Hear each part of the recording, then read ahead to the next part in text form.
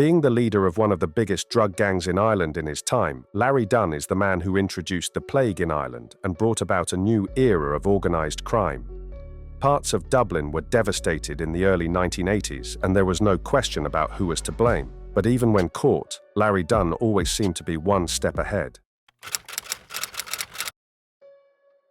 Born in February 1948, he was one of 10 sons growing up in Dolphin's Barn in the South Inner City. His family can be regarded as Ireland's first true crime family, ushering in a whole new era in organized crime. The Dunne parents had a clothes stall in the Francis Street markets and were hard workers, living a rough life. They were both heavy drinkers, and the kids were often neglected. Father Christie Sr. was a petty criminal who got jailed for manslaughter in the 1930s. The Dunne children grew up in utter poverty, and most of the boys were sent to industrial schools throughout the country. In fact, most of that generation of criminals were sent to these reformatory schools. They were run by religious orders and catered for boys up to the age of 16. Orphans, school truants, and boys with criminal convictions were all locked up together in these custodial centers, where constant physical and sexual abuse was very present. As the Dunne boys reached their teens, they became increasingly involved in petty crime and were sent to such reformatories for offenses like robbing gas meters and shoplifting. 8 of the brothers spent time in industrial schools. The other 2 managed to avoid reformatory by leaving for England before they were sentenced. Hubert, one of the boys, was even killed in the industrial school in Uptown. He drowned, and it never became clear what exactly happened, but it sure has been implicated that there was deliberate intent. Henry, one of the more notorious armed robbers in the family, once said in an interview that they were brutalized in those places, and when they came out, they just wanted to tear the whole world down. In the late 60s, the eldest brother, Christie Jr., began his criminal career and was the first of the family who got into serious crime, then introducing his brothers one by one. Later in the 1970s, Christie and his brother Larry founded and ran an armed robbery group in Dublin, and basically the whole family became an armed robber family. On Larry's first armed robbery, he brought a young burglar called Martin Cahill. He later became known as notorious crime boss, the General, who masterminded a series of armed robberies, and that proved to be a pattern. Over time, the Dunnes became the first notorious crime family in Ireland, and they taught others the trade. Notorious figures like George the Penguin Mitchell and John Cunningham, who eventually became a long-time associate of Christy Kinahan, all went to the Dunne Academy. Gradually, the Dunne brothers shifted their operations to drugs and got involved in the hash business, with Larry, Christy, Shamey, and Henry forming the core of the reinvented Dunne drug gang. But as the 1980s approached, a fairly unknown drug called heroin came to the stage.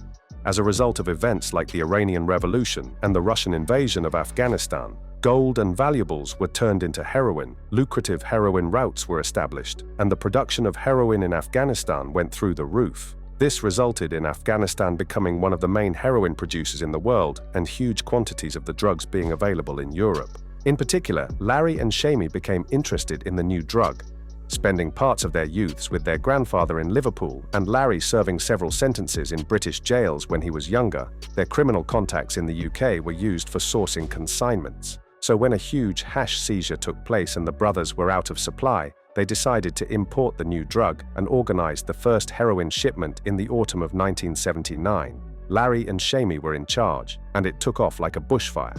Within a month, the heroin use became a serious problem in the South Inner City, and in a number of weeks, it spread to the north.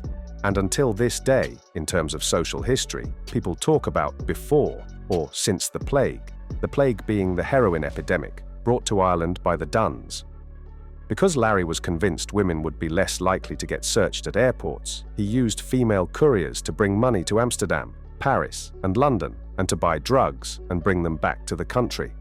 For years, you had all these flat complexes around Dublin, swamped with heroin. Larry had a number of generals working for him and established an efficient method of distribution, even using kids as young as 11 to supply the drugs to the flat complexes and the streets. This made him earn the moniker Larry Doesn't Carry. This whole operation continued during the early 1980s, while Larry was living the good life, flashing money and luxury cars.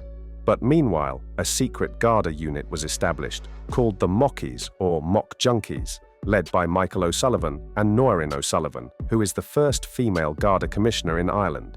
They targeted the Dunne's gang and went undercover, acting like addicts, shaving their heads, hanging around train stations, and buying drugs. According to Michael O'Sullivan, Larry Dunne was the Al Capone of Dublin.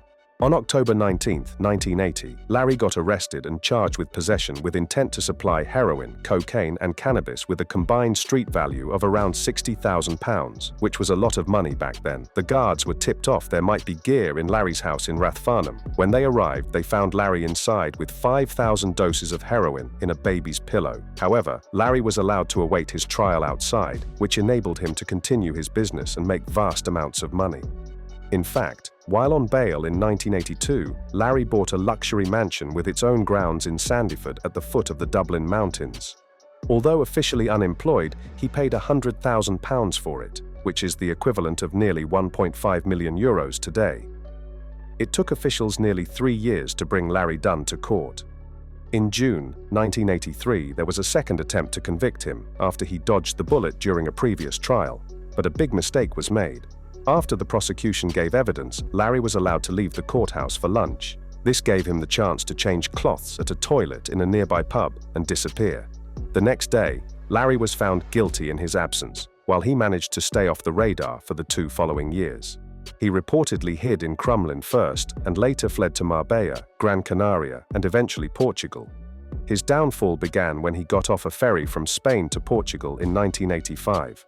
An immigration officer suspected his passport to be false and arrested him. Subsequently, he got extradited back to Ireland, where he served 10 years of his 14-year sentence. This sentence marked the end of Larry and the Dunnes' reign in the drug trade. Then Christie got convicted of kidnapping and also ended up in prison. But as the Dunnes were off the stage, it became clear they had created a format, and others jumped in the market. In fact, one of the first men to do so was the intelligent, well-spoken Christie Kinahan. Like Larry once famously said to a bunch of protesters outside court, "You think we are bad? Wait until you see what's coming next." Later, after he got out of prison, Larry was convicted in 2001 for assaulting undercover police detectives during a search, and in 2004, he was found guilty of drug dealing back in 1999. In total, Larry was convicted more than 40 times. In 2019, Larry was diagnosed with lung cancer, and while being ill, he lived in Rathfarnham in Dublin. He had not been an active criminal for well over a decade. In May 2020, when Dunne was already in the advanced stages of his battle with cancer, someone noticed a man with bloody pajamas at Carrickmount Drive. This turned out to be Dunne, and he was rushed to the hospital by emergency services, where he got treated for self-inflicted stab injuries. Dunne, who was still conscious at the time, stated he was tired of living and wanted to get out, although some believe he was attacked. He died the next morning and was later cremated after a secret ceremony in Mount Jerome. That was it for today's video. What are your thoughts on today's topic? Let us know in the comments, and don't forget to like the video and subscribe to our channel if you would like to see our next videos.